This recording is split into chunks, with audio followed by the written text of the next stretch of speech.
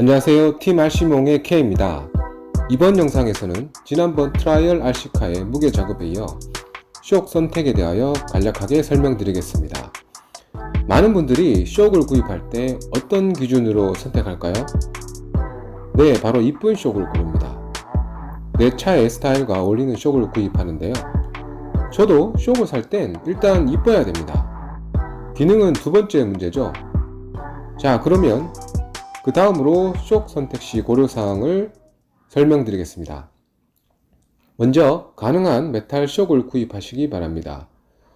단순 뽀대용이 아니라 쇼크의 경우 나름 정밀 부품이라 수지의 경우 부품 간 치수 편차가 커서 동작 시 이상 부하 또는 누유에 불리합니다. 균일한 품질을 원하신다면 메탈 쇼크를 구입하세요.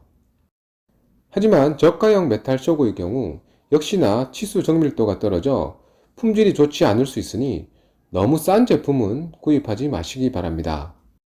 그리고 제 개인적인 선호일 수도 있지만 쇼크 스프링이 쇼크 바디의 바깥쪽에 조립되는 구조의 제품을 선택하세요. 쇼크 장력 세팅에 용이합니다.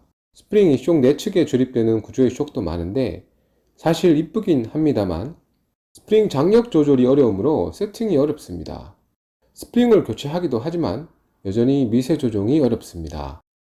쇼크 길이는 차체에 장착했을 때 최대 길이를 기준으로 설정하는 게 아니라 쇼크가 반 정도 압축이 되었을 때의 길이 기준으로 선택합니다. 예로 쇼크 길이가 100mm이고 스트록 양이 30mm라면 85mm 정도로 쇼크가 장착된다고 보시고 쇼크 길이를 선택하시면 됩니다. 즉 쇼크 장착 후 쇼크가 최대 스트록 양의 반 정도 압축되도록 쇼크를 세팅하는 게 주행시 차체 움직임에도 적당합니다. 그리고 좀 더 부드러운 쇼크 움직임을 원하신다면 듀얼 스프링 쇼크를 선택하시면 좋습니다.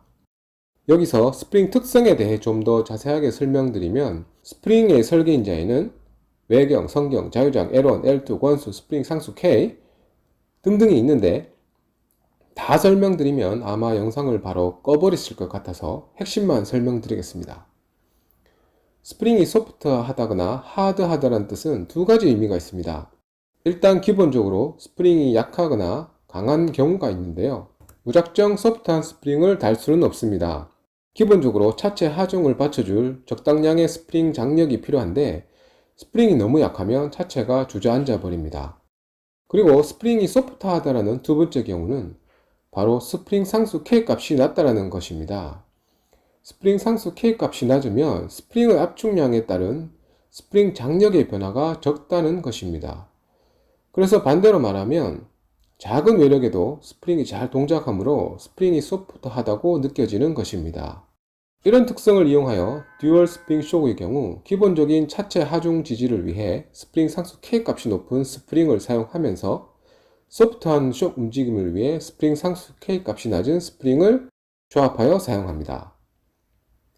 여기까지 깊지도 얕지도 않은 쇼크 선택에 대한 간략한 영상이었습니다. 시청해 주셔서 감사합니다.